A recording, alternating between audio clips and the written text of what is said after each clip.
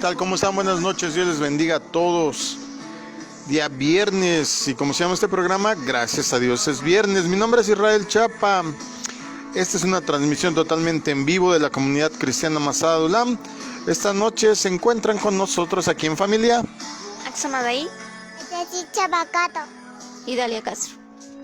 Pues es un gusto que puedas acompañarnos, que te hayas conectado ya. Un saludo a todos los que ya están en línea, pero también un saludo a los que nos oirán después a diferentes redes que tenemos en los programas diferidos, en YouTube sobre todo, que nos escriben mucho de ahí, nos dejan preguntas. Un abrazo a todos por nombre, hasta donde quiera que estén. Un saludo a Honduras, que me estaban contactando hace un ratito. Un saludo hasta allá. Perdón, se me olvidó la comunidad, pero les prometo que voy a estar orando por lo que me pidieron. Y estamos en esta serie, ¿verdad? Ya casi, pues, ¿qué será? 3/4 ya de la enseñanza. Hemos estado hablando a lo largo ya de varios viernes acerca de descubrir al verdadero Jesús. Hemos abordado, ¿verdad?, pues diferentes perspectivas, diferentes ángulos de lo que la gente dice que es, cree que es, lo que la costumbre y hasta la fantasía dictan que es, y lo que la Biblia realmente dice de él, quién es él, cómo se movió. Hemos abordado esta perspectiva de Jesús desde varios ángulos, el social, inclusive el de comportamiento cognitivo, psicológico. Lo hemos visto desde el punto de vista y los ojos de los detractores, desde el punto de vista del movimiento que originó en Medio Oriente, que los fariseos pues querían que fuera un movimiento armado político. Y pues así hemos estado, y hoy toca hablar de la salvación, del reino de Dios, que por ahí me hicieron una pregunta muy buena en la semana. Me preguntaban precisamente si la salvación tenía que ver con la entrada al reino de Dios o qué tenía que ver exactamente con el reino de Dios. Por eso lo vamos a hablar hoy. Hoy tenemos 2 por 1. Vamos a hablar de la salvación y vamos a hablar también de qué otros nombres se dan en la Biblia para el reino de Dios. Ya hemos explicado un poco antes acerca de este término de reino de los cielos y reino de Dios, pero les prometí que más adelante les iba a dar, pues ahora sí que el cerrojazo, el cierre final, para que quedara perfectamente entendido. Hoy es el día, hoy terminamos, digamos, de dejar totalmente claro por qué nosotros netamente, de acuerdo a lo que dice la Biblia, no enseñamos que vamos a ir al cielo. Ya lo has escuchado en otros programas. Y por qué es que, digamos, es un tecnicismo esto de decir reino de los cielos y no reino de Dios. Bueno, te damos nuestras redes antes para que te puedas comunicar con nosotros. Amén. Por Twitter es @masadadulam. Por Facebook es .com/masada.adulam. El número del WhatsApp 55 83 88 20 35. Y el de línea directa 55 76 90 95 89. El email es masadadulam@gmail.com. Todo con minúscula, doblez en masada en todas nuestras redes. Y por YouTube es Israel Chapa, todo con mayúscula, una sola R. Bueno, alguien también me preguntaba entre semana que por qué tanto énfasis digamos, en poner atención a estos pequeños detalles, que daba lo mismo decir Jesús que Yeshua, que por qué tanto énfasis en hablar palabras en hebreo, en explicar cosas en hebreo.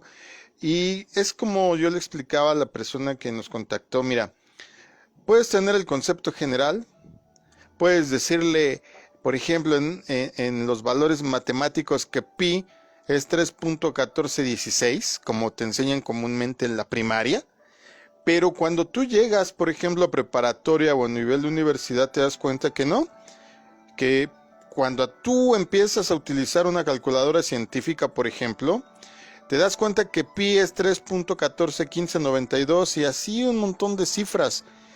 ¿Qué tiene que ver? Pues tiene que ver mucho, porque en realidad no saldrían tus cálculos exactos si solo tomamos la generalidad. Es algo así como lo que le enseña la gente a los niños acerca de Adán y Eva, de Noé, de David.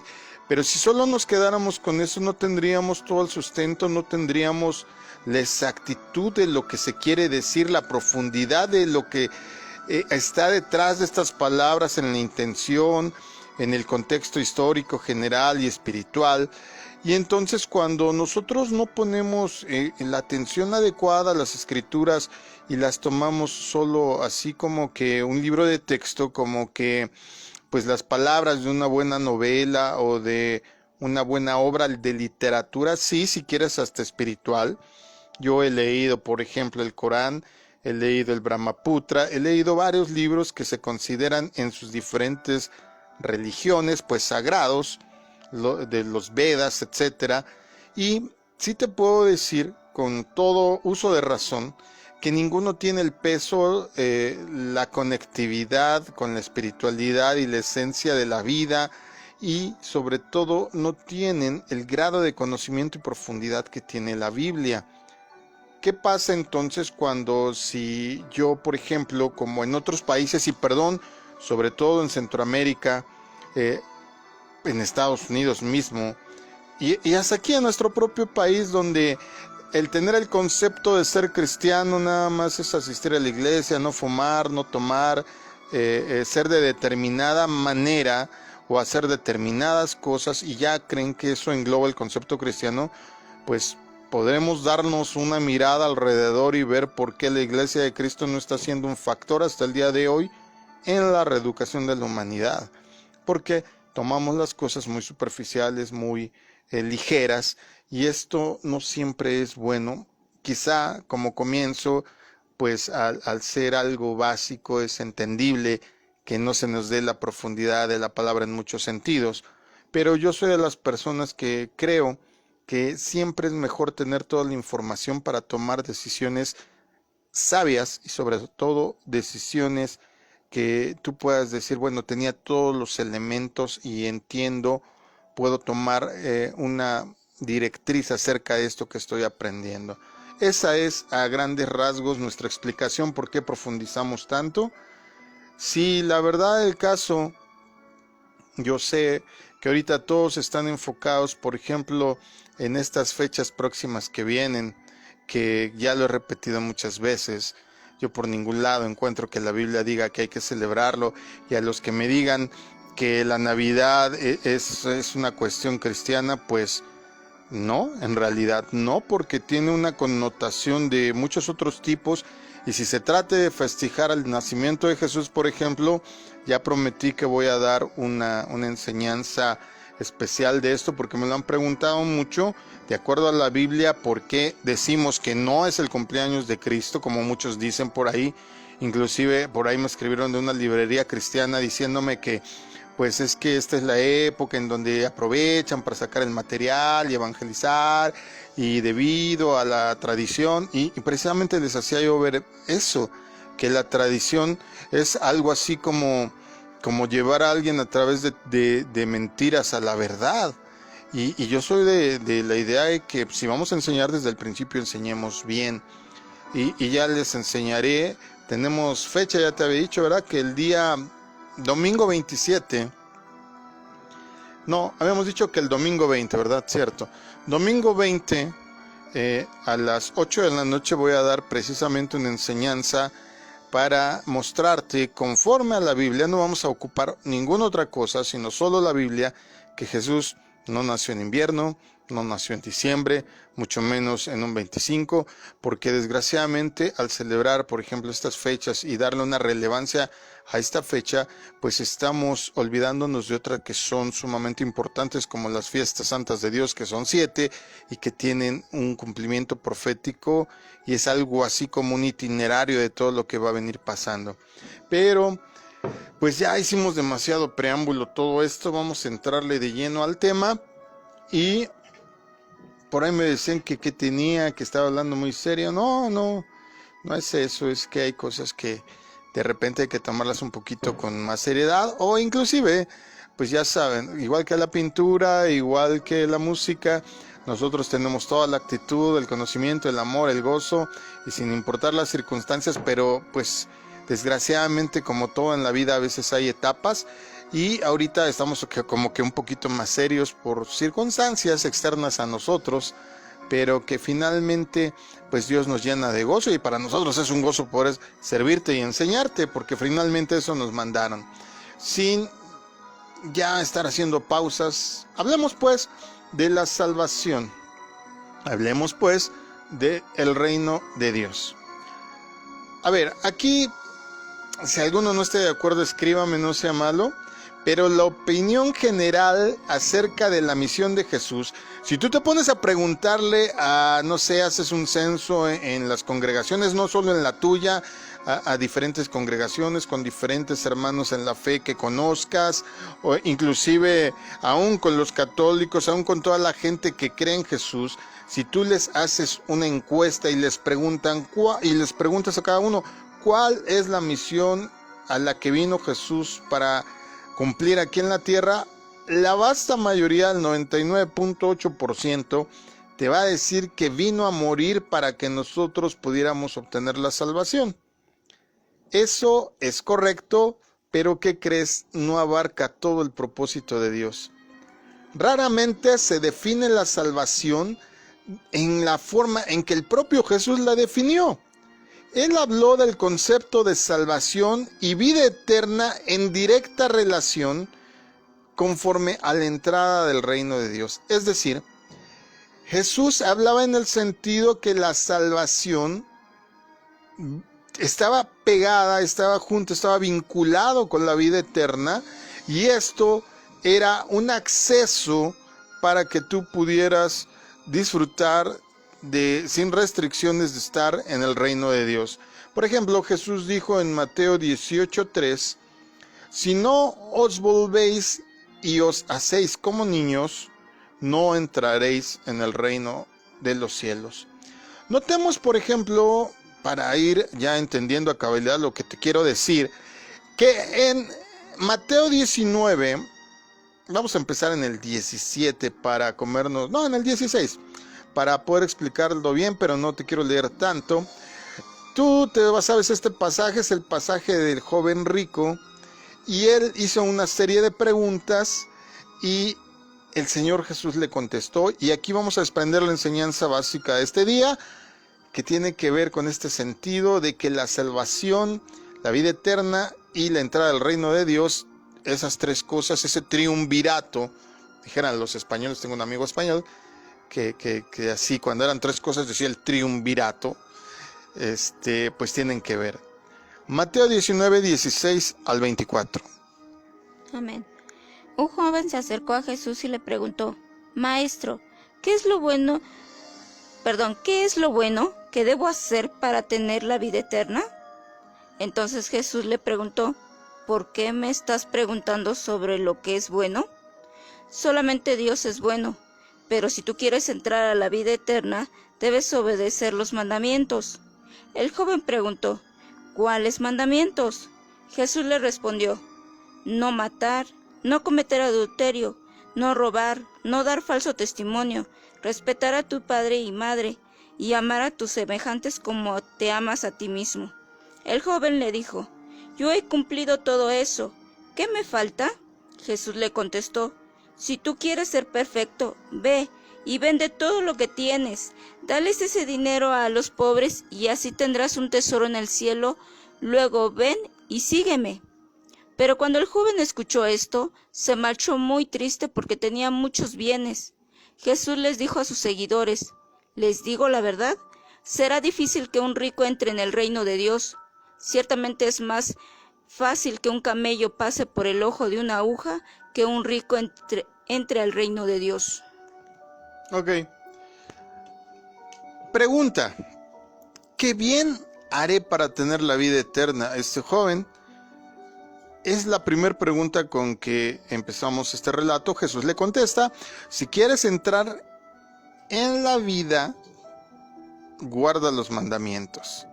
Luego continuó hablando y les dice a sus discípulos, difícilmente entrará un rico en el reino de los cielos. Noten eso, subrayen si están ahí, reino de los cielos, verso 23, y más adelante dice, y que es más fácil pasar por el el camello por el ojo de una aguja que un rico entre en el reino de Dios. Notemos, ahí están dos acepciones: reino de los cielos y reino de Dios.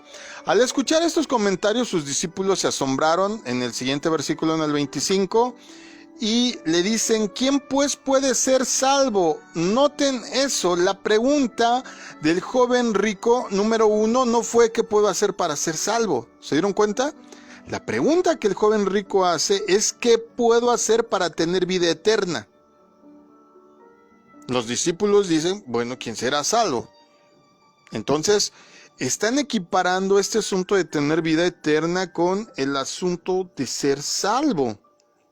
¿Sale?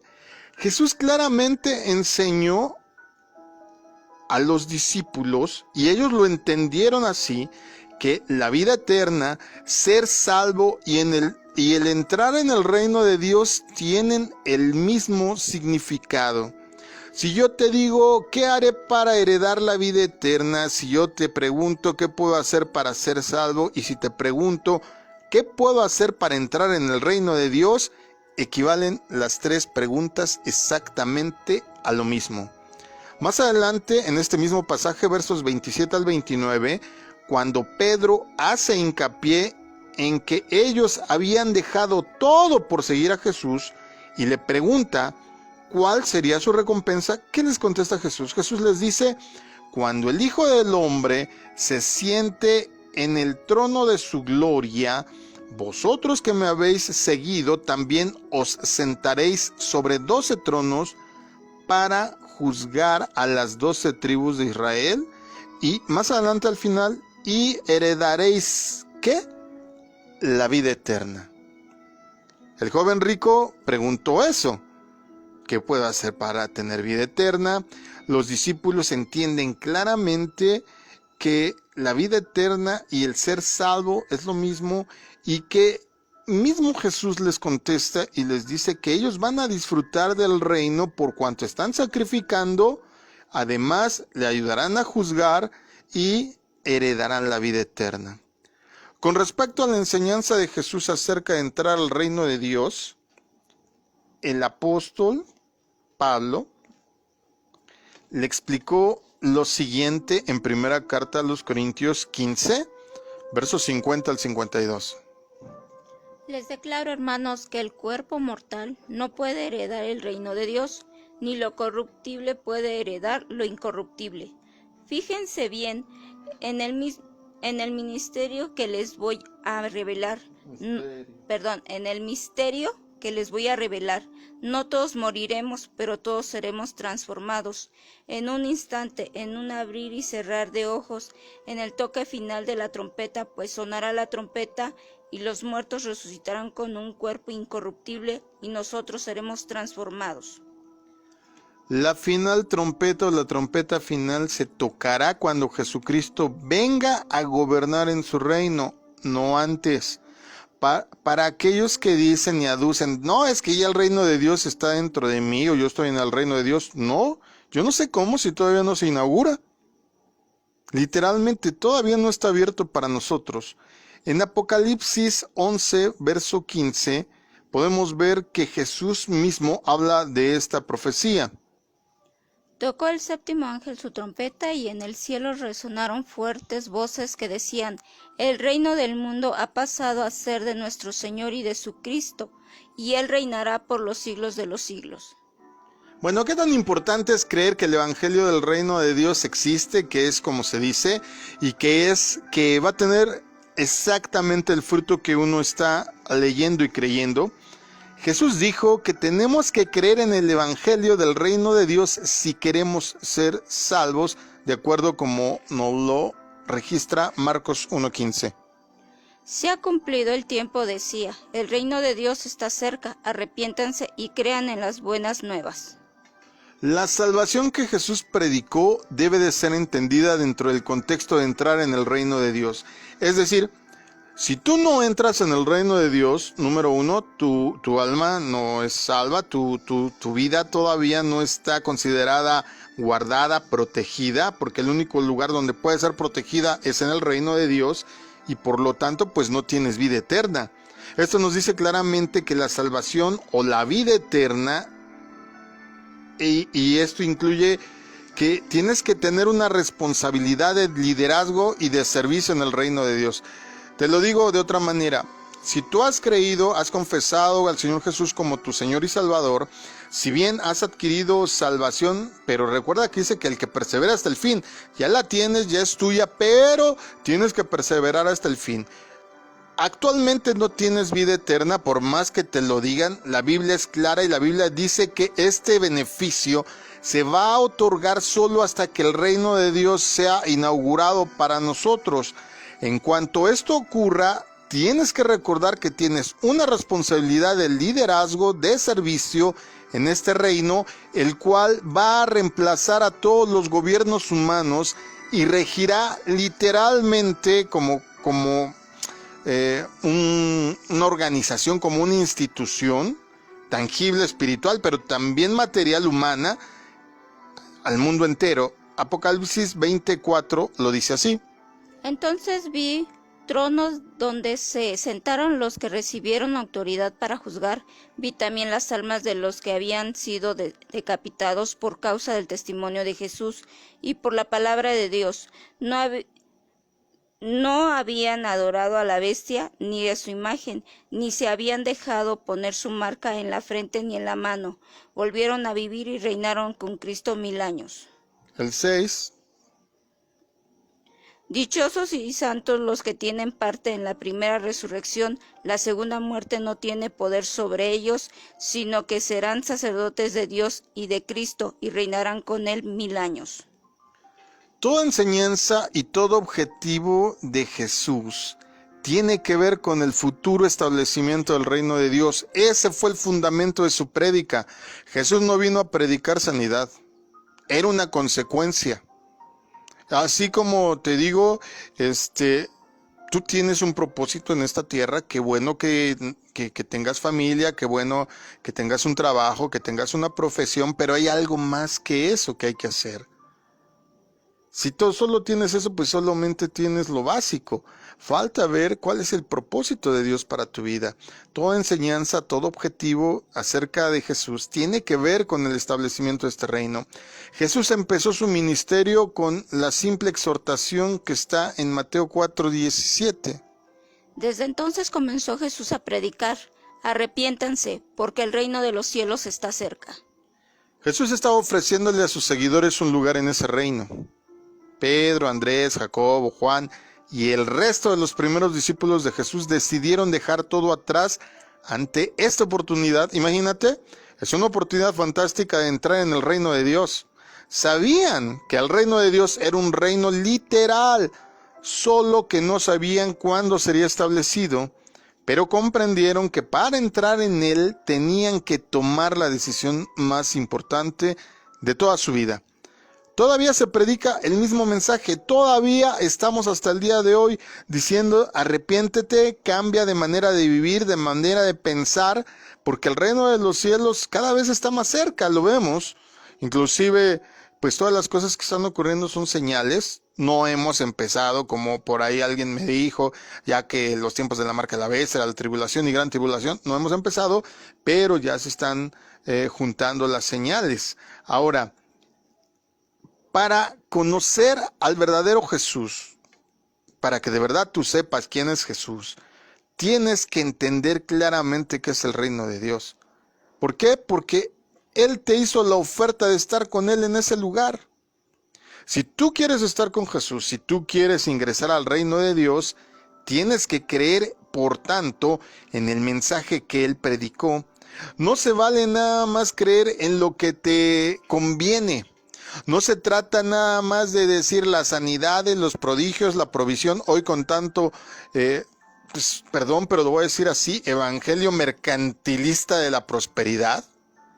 Porque más que eso, más que los bienes que tú puedas tener, reunir o destacar en esta vida, hay un bien mayor que es tu salvación, la eternidad y compartir un reino como administrador, porque además de ofrecerte un lugar en ese lugar, te está dando un puesto de liderazgo. No vas a llegar como que a hacer tu solicitud allá al cielo y decir, bueno, Señor, ya vine, y te van a decir, ¿y tú qué sabes hacer?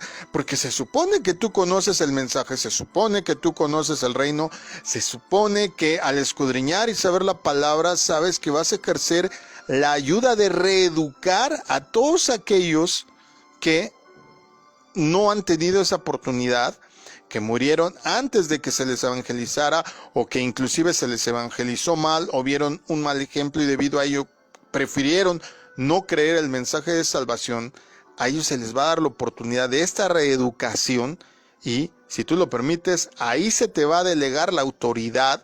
Entonces sí, ahí sí vas a ser parte de un reino, fíjate como dice Pedro, de reyes y sacerdotes.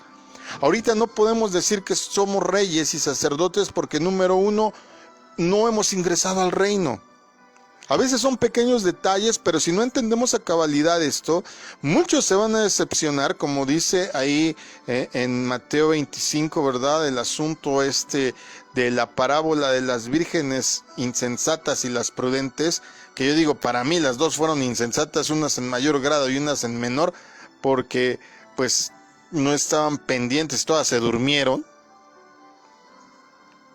Muchos alegan, no, es que el asunto del aceite, sí, pero también si estás dormido de nada te sirve tener aceite, no vas a saber cuándo llegue el amado. Pero regresando a este tema, el reino de Dios es un reino literal. No es el reino de los cielos como tal. No puedes ir al cielo como la tradición dicta. Es que ya se murió, se fue al cielo. No, es que voy a ir al cielo con Jesús. Estás en un error. El reino de Dios no está ahí esperando a que tú subas. El reino de los cielos, como lo dijo Mateo, porque es el único que lo dijo en ese sentido, y ahorita te voy a explicar esta parte, porque es que él se expresaba así, va a venir a nosotros.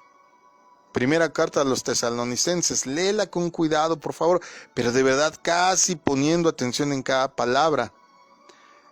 Mira, déjate explico y ya para que en esta parte demos ya el final a este asunto sobre la terminología del reino de los cielos, reino de Dios, en atención a todos los que me han estado escribiendo, que sí podía ser un poquito más, ¿cómo me dijeron?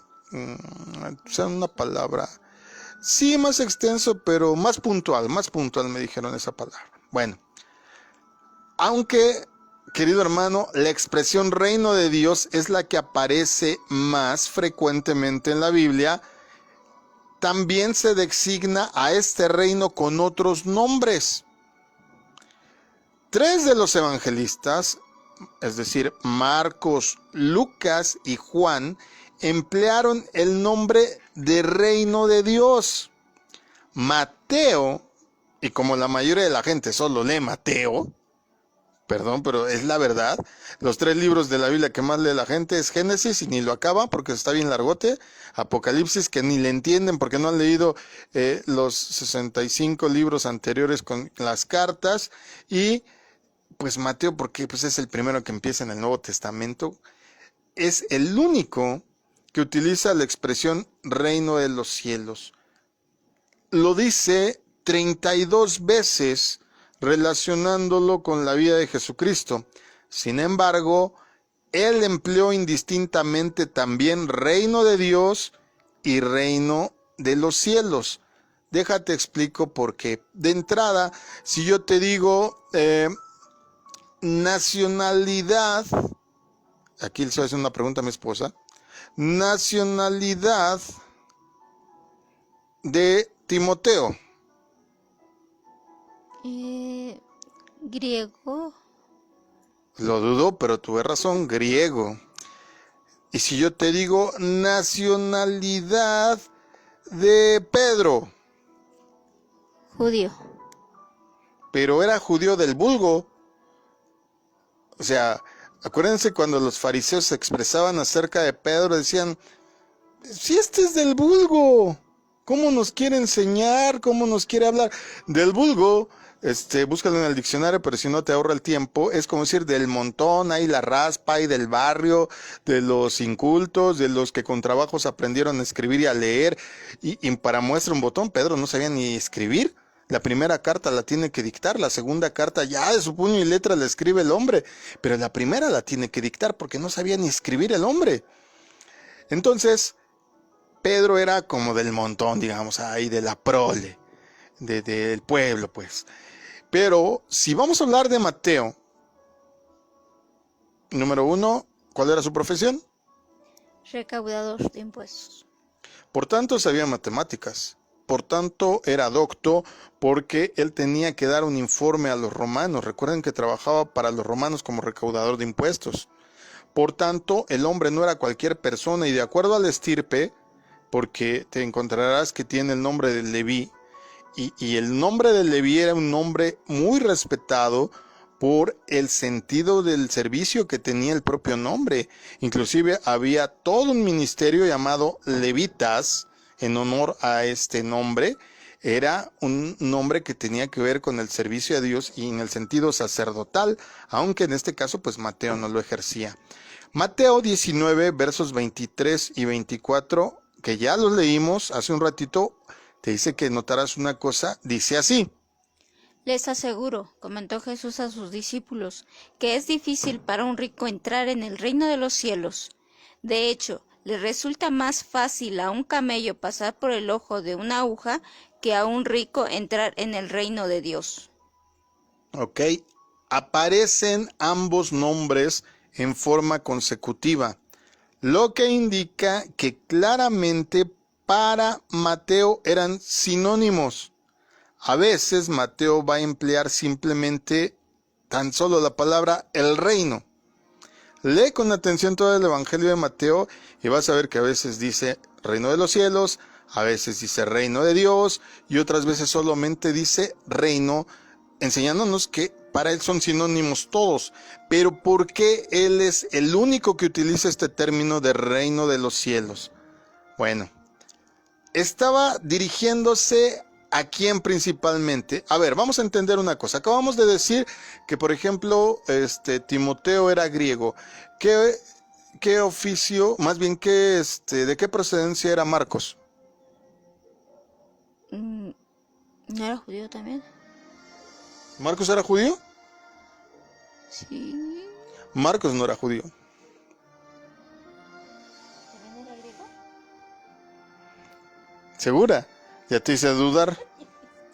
A ver si... te la voy a cambiar porque aquí te estamos evidenciando ante todo el mundo. Marcos significa martillo. Ahora busquen en qué idioma significa Marcos martillo y van a saber su procedencia. Ahí se las voy a dejar nada más para que les quede claro. No les voy a dar la respuesta porque si no todo les da el pastor. También trabajen ustedes, pues. Bueno, ¿a qué tipo de personas les habla Marcos? Marcos es el evangelio más corto. Marcos es el primer escritor de evangelios, de todos los 4 que se escribieron, Marcos fue el primero que lo escribió y netamente Marcos se dirige a todas las personas que no son judías. Marcos en el sentido sacerdotal, en el sentido doctos, Marcos se dirige a la prole, al vulgo, tanto a los que son judíos de nacimiento como a los prosélitos que se han ido anexando, pero también a los que no lo son. Marcos le habla a un público pues menos docto, no necesariamente judío, y en este caso Mateo, ya estoy confundiendo, voy a mencionar a Pablo, por eso se me vino a la mente, y Mateo se dedica más que nada su mensaje a un público judío, pero no cualquier público. Para que me entiendas, en esa época se hablaban 2 griegos, el griego koiné, que era el griego como el usual, y el griego docto, el griego que se usaba para las personas estudiadas. Es como ahorita, por ejemplo, yo me puedo aventar aquí una serie de tecnicismos y te dejaría con el ojo cuadrado, pero no me entenderías. Ahorita como que estamos predicando y enseñando ahí a las de Marcos, ahí, sí me entiendes, barrio, sí me entiendes, ¿no? Me dio esta risa, porque ella ni siquiera habla así. Pero bueno, regresando a lo que nos compete. Mateo se dirige principalmente a un público judío. La enciclopedia judía lo voy a decir como es en el original de Jewish Encyclopedia, dice acerca de esto: la expresión en hebreo Malkut Samaim, que significa reino de los cielos, es la que utilizaban los judíos en esa época para referirse al reino de Dios. Ellos tenían dos conceptos al respecto. Número uno, era el reino literal profetizado en Daniel 2, el cual es simbolizado por una piedra que cae. ¿De dónde cae la piedra? ¿Te acuerdas? Del cielo. Ok. Que desmenuza los reinos de este mundo y luego se extenderá hasta llenar toda la tierra. Y después, ciertamente, del cielo es donde viene Jesucristo a establecer el reino en la tierra. En síntesis, para que me vayas entendiendo y no leerte todo el artículo, el reino de los cielos es mencionado así porque proviene del cielo, no porque, como alegan algunos, es un reino en el cielo. Se menciona el reino de los cielos porque de allá viene, igual que la piedra, igual que Jesús, no porque allí esté, de allá va a venir. Otro aspecto para que me entiendas en este sentido judío, ya ven por qué es importante por ahí a todos los que me han criticado y que no, y que se ando judaizando. Si fuera judaizante te diría que te hicieras la circuncisión y ya hubiéramos celebrado el día de ayer Hanukkah. Así es que para todos los detractores que dicen que judaizo, no, queridos amigos, porque el judaizar es regresarte. Yo lo que utilizo son los cimientos de la fe, el vocabulario, la geografía y hasta entender los usos y las costumbres para que podamos entender. Si no, no te podía explicar yo precisamente ahorita, por ejemplo, todo esto. Otro aspecto, te decía, del concepto judío del reino de Dios que existía en la época de Jesús, tiene que ver con el reinado y soberanía de Dios, a diferencia del reino y las potencias del mundo. En otras palabras, cuando uno se comprometía totalmente a obedecer las leyes de Dios y seguir el camino de vida que Él había revelado, se estaba sometiendo a la autoridad del reino de Dios, o, como lo dice Mateo también, del reino de los cielos, porque ya quedamos que de allá procede, a diferencia de toda autoridad humana o mundana. Esa era la diferencia, para proporcionarlo así el dato. Es decir, ellos se sujetaban al reino de Dios, o al reino que procedía del cielo, para que me lo entiendas, a diferencia de proceder conforme a la autoridad romana. En ocasiones, Jesús inclusive utilizó esta misma expresión en ese significado.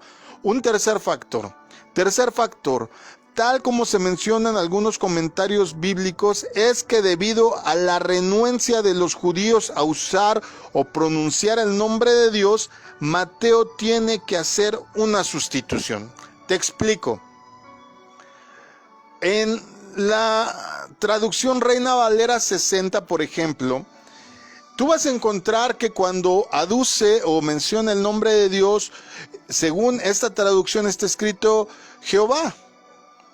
Si tú te vas a otras versiones, por ejemplo la latinoamericana u otras que sean pues de extracto de traducción del latín, te vas a encontrar el nombre como una derivación como Yahvé. La correcta traducción, de acuerdo al hebreo más aceptada, es una combinación entre ambas. Es Jehová o Yahweh. Jehová o Yahweh. ¿Por qué hay este sinnúmero de posibilidad? Bueno, no sinnúmero. ¿Por qué hay esta variedad de posibles traducciones? Porque en el hebreo antiguo no se utilizaban vocales. Y además, te acabo de decir que para los judíos era una vergüenza, un deshonor, y era tener labios impuros el que tú quisieras siquiera mencionar su nombre. Por eso sustituían el nombre de Dios en sus escritos, en sus contratos, inclusive en sus oraciones, por el término Adonai, que quiere decir el Señor, el Olam, el Eterno, el Shaddai, el Todopoderoso. Están diciendo o atributos o refiriéndose a su naturaleza para no pronunciar su nombre, ya que ellos habían renunciado a la pronunciación del nombre, ya que era muy santo. Como Mateo te acabo de decir recalcitrantemente que era super archirrequete recontra judío y tenía ahí su tinte de familia sacerdotal, sustituyó por este asunto reino de Dios por reino de los cielos, porque literal no podía decir reino de Dios. Dios no podías decirlo si eras judío. Muy pocas personas. Pero esta fue una renuncia que ellos hicieron voluntaria porque Dios jamás lo prohibió. Tan es así que hoy yo digo Yahweh o tú lees Jehová y no hay ningún problema, porque en realidad lo que estamos diciendo es su nombre, y en realidad no sé si lo sabías, pero su nombre es un verbo.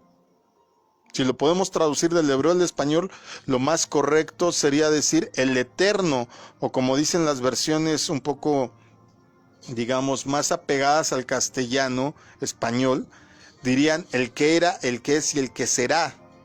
Pero en términos generales estás diciendo lo mismo, el Eterno, el que era, el que es y el que será. O sea, el que ha existido desde antes de todo y seguirá existiendo después de todo, el que siempre ha sido, el que siempre ha existido. Eso es lo que significa su nombre en pocas palabras. Ahora, es evidente que cuando comparamos, por ejemplo, dos pasajes, contraponiéndolos como los menciona Mateo, vamos a darnos cuenta que en realidad es un sinónimo y no un concepto. Mateo 4:17 dice: Desde entonces comenzó Jesús a predicar: arrepiéntanse porque el reino de los cielos está cerca. ¿Cómo lo dice Marcos 1:15?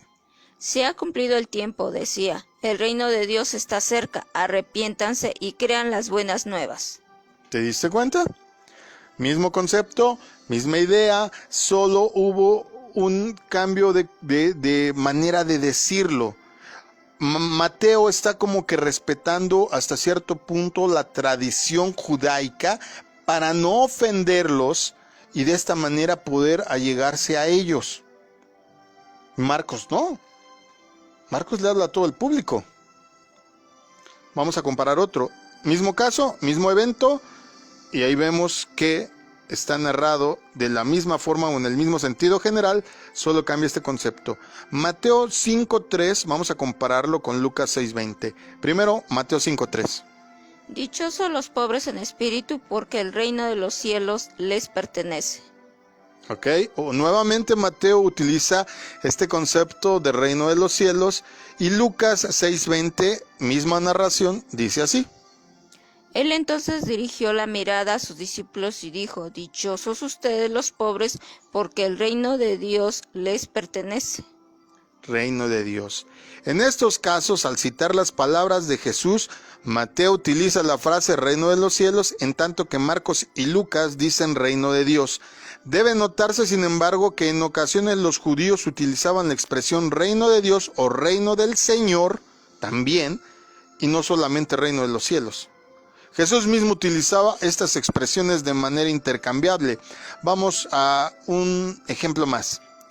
Por lo general, el apóstol Pablo utilizó también el término reino de Dios. Vuelvo a repetir, el que lo usa en este sentido de reino de los cielos solo es Mateo. Por eso, cuando la gente dice, se va a ir al cielo, pues este concepto está equivocado. El reino viene a nosotros no vamos al reino. Nosotros vamos a dormir. Y ahí estaremos hasta la resurrección. Si eres de los afortunados que hizo las cosas como debías, que guardaste tu vida, que hiciste todo lo posible por entrar por la puerta estrecha como se tiene que hacer, pues vas a despertar en la primera. Pero si no, lastimosamente vas a despertar hasta la segunda resurrección. Pablo, te decía, utiliza el concepto reino de Dios, pero también utiliza otros nombres. Fíjate cómo mencionando este mismo lugar, este mismo reino, lo dice de otra manera. Efesios 5:5. Porque pueden estar seguros de que nadie que sea avaro, inmoral o impuro tendrá herencia en el reino de Cristo y de Dios. Wow, el reino de Cristo y de Dios. reconoce el papel de Cristo como soberano en este reino y que a través de él es nuestra única posibilidad de entrada. Por eso aquí lo menciona, pero no es la única vez. Colosenses 1:13 también es mencionado, pero lo verbaliza de otra manera. Él nos libró del dominio de la oscuridad y nos trasladó al reino de su amado Hijo. Al reino de su amado Hijo. De igual manera, el apóstol Pedro reconoció el papel central de Cristo en el reino y se refirió a este de otra manera. Segunda carta de Pedro, capítulo 1, verso 11. Y se les abrirá de par en par las puertas del reino eterno de nuestro Señor y Salvador Jesucristo. Wow. El reino eterno de nuestro Señor y Salvador Jesucristo. ¿Te fijaste? Ninguno de ellos utiliza el término cielo. Ya vimos por qué lo utiliza Mateo, por respeto, como por querer jalar a los judíos más doctos, más eruditos, más estudiados, más tradicionales inclusive, y todos los demás lo utilizan en un sentido más amplio, mencionando a Cristo, mencionando al Hijo, como en este caso Pedro, mencionando el reino del Señor, no solo reino de Dios. De igual manera, este asunto en la actualidad es de entender que Cristo es nuestro Señor y amo, y Él va a ser el sumo gobernante, el supremo gobernante en este reino futuro. Puedes leerlo en Apocalipsis 17:14 y en el 19:16. Ahora, por ser el Salvador de la humanidad, Jesús es la puerta y es el camino. Por eso Él es la puerta y a la vez es el camino. Por Él entras, pero a través de Él sigues conduciéndote hacia ese lugar. Por eso, cuando tú le entregas tu vida, le ofreces tu vida, le dices, Señor, ven a mi corazón, toma el control y demás, no es quedarte ahí parado. Por eso muchos fracasan, por eso muchos recaen, por eso muchos vuelven a la vida anterior, porque solo entraron, pero no recorrieron el camino. Entonces, recuerda lo que dice, el que creyere y fuere bautizado, muchos ni siquiera se bautizan. Yo conozco una persona que tiene más de 25 años de ser cristiano y no se ha bautizado porque tiene miedo al compromiso. Saludo a Cuernavaca. Y que me perdone, pero no digo su nombre por respeto, pero sí, eso ya se me hace de verdad algo de personas inestables y pues yo que su esposa la pensaba 2 veces, si no tiene un compromiso con Dios, que lo va a tener conmigo.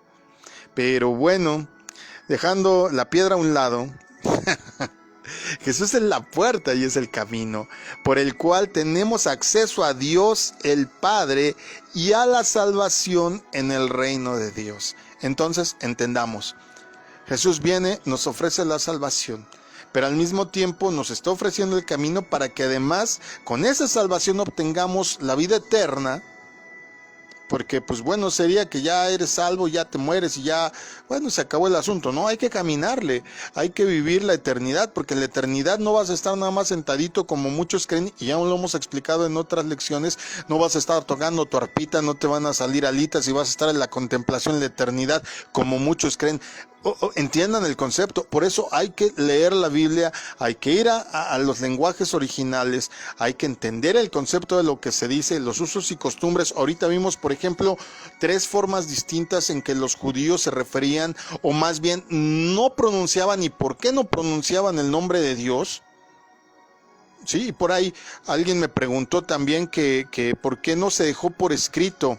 Muchas veces la gente ponía, digamos, en vez de poner un aval en los contratos o firmar una carta compromiso o un vale, ponían que al Jehová como testigo, a Yahweh como testigo, pero ¿qué sucedía? A veces no sabías dónde iban a terminar esos papeles, y si terminaba algún día en la basura, pues el nombre de Dios iba a estar en el piso. Por eso decidieron, entre otras cosas, este asunto de no mencionarlo y ni siquiera escribirlo. Por eso, por ahí, hasta que se encontraron más y más manuscritos y más detalles, podemos definir hace unas décadas en general qué es exactamente o cuál era el sentido del nombre del Señor. Por último, te digo que la salvación y la vida eterna que Jesús nos ofrece, es la llave, es la puerta para entrar en el reino de Dios. Entonces, si no eres salvo, entonces, si no se te otorga la vida eterna, que vuelvo a repetir, nadie la tiene de fábrica, nadie la tiene de que ya nació y viene con su, fírmale aquí y en la garantía dice vida eterna incluida. No, nadie. La vida eterna se adquiere. Por eso la gente cuando muere, muere. Tan tan se acabó. No vive el alma ahí, no está ahí por ahí otros lados en lo que se define a dónde va. Ese es un error. Si nosotros podemos leer toda la escritura y entender todos estos conceptos, pero todos como en un conjunto, no nada más leyendo un poco por aquí, un poco por allá, sino todo el sentido general, van a ver que la comprensión se va abriendo más y más y más en nuestras mentes.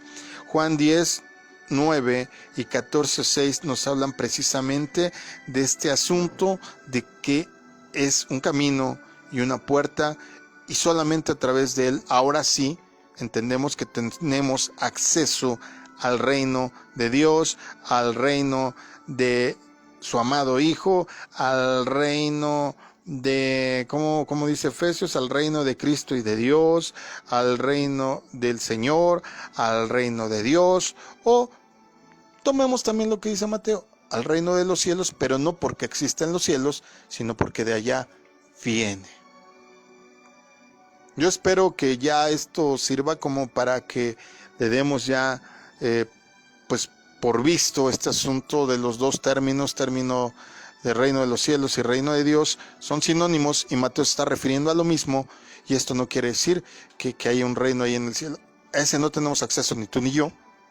Ese es el cielo inaccesible de Dios. Recuerda, 3 cielos, el que está alrededor nuestro, el natural, la atmósfera. Segundo cielo, lo que llamamos cosmos o universo. Tercer cielo, donde está la presencia de Dios. Entonces imagínate, si con trabajos lanzamos no sé hace cuántos años una sonda espacial y acaba de rebasar Júpiter, la Voyager 1 y la Voyager 2, creo que la 2 ya iba por Urano, Neptuno, por ahí. Pues imagínate, ¿en cuántos años? ¿Cuándo vamos a poder tener acceso a Dios? No se puede, literalmente no se puede, sino solo a través del sacrificio de Cristo, y entonces cuando Él venga, vendrá a instaurar el reino de Dios aquí, sobre esta atmósfera, en este cielo natural, no en el de Dios. El reino, la nueva Jerusalén, se establece aquí, y entonces a todos los que Él llamó, perseveraron, no se rindieron, se esforzaron, a los que se casaron, fueron iglesia novia, a ellos se les va a dar la capacidad de administración y reeducación de la humanidad que quede cuando esto ocurra después de la tribulación y la gran tribulación en el reino milenial. ¿Quieres saber todo lo que te dije? Puedes checar todas nuestras transmisiones, nuestros programas. Yo te aconsejo que no te los brinques, que los vayas viendo en secuencia, que los vayas oyendo en secuencia para que todo te quede claro. Toma anotaciones, ten una Biblia al lado, ten inclusive si tienes una buena concordancia, te recomiendo la Strong, que viene con lenguaje hebreo y lenguaje griego también, para que puedas buscar tú mismo las palabras y por ti mismo compruebes que lo que te enseñamos está solo apegado absolutamente a la Biblia. Nuestra intención, repito, nuestra intención, como dije al principio, no es solo que sepas, sino que sepas a cabalidad. Yo tengo una analogía muy fácil ahí en la Biblia acerca de esto de tener el conocimiento. La Biblia habla de un hombre llamado Apolos, y cuando se refiere a él dice que era un hombre que predicaba con denuedo, es decir, con pasión, con alegría, con poder, con convencimiento, con denuedo, dice la Biblia.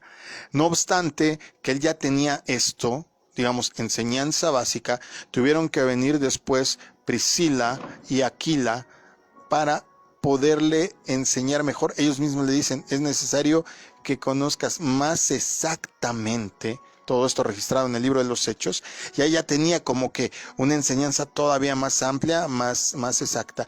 Pero tiene que venir un tercer nivel, tiene que venir el apóstol Pablo para darle, ahora sí, la más excelente enseñanza, que entonces sí hizo a Apolos un predicador, un ministro completo. nuestra intención es llevarte a ese nivel de Apolos, al nivel que vemos repetido este patrón una y otra vez en la Biblia.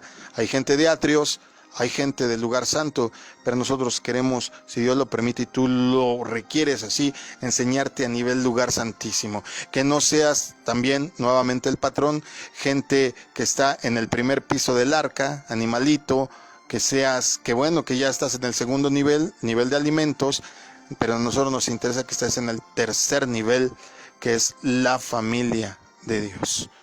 Espero que con estas analogías quede claro. Si tienes alguna duda, si tienes alguna pregunta, no lo dudes, comunícate con nosotros, con todo gusto yo te puedo explicar, inclusive te puedo mandar material. Márcame al WhatsApp al 55 83 88 20 35 o escríbeme en el correo, en el email masada.adulam, doble S en masada, todo junto, minúsculas, @gmail.com, y con todo gusto te hago llegar todo el material que tú necesites. ¿Para qué? No para convencerte yo de nada. En Masada Adulam a nadie convencemos de nada.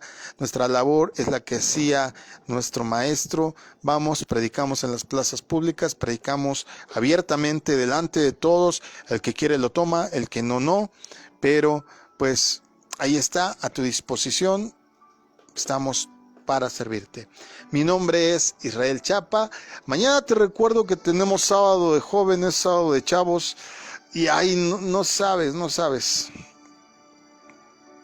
Tengo por ahí varios temas que me han pedido, pero el de mañana tiene que ver cuando el pecado funciona bien. Wow, desde el título, imagínatelo. Cuando el pecado funciona bien. Porque hay veces que la gente no se arrepiente porque dicen, ahí está, ni me pasa nada. Mañana vamos a hablar de eso. También estuvieron esta noche y Dalia Castro. Bueno, pues descansa, viernes, no sé, disfruta, todavía tienes pues bastante horitas de cosas que hacer, y pues nuestra recomendación es que busques de Dios. No tengas una religión. Mucho hablamos de que los cristianos tenemos una relación con Dios, pero pues a veces tienes las relaciones que tienes con tu pareja o con tus papás, ni les hablas, ni te llevas bien. A veces nuestra relación con las personas que nos rodean es la relación que tenemos con Dios. Así es que si vas a tener una relación, pues que sea una relación óptima, productiva, de acercamiento, de amor, porque esa es la relación que Dios quiere contigo y conmigo. Descansa, buenas noches. Solo me resta decirte, Shalom.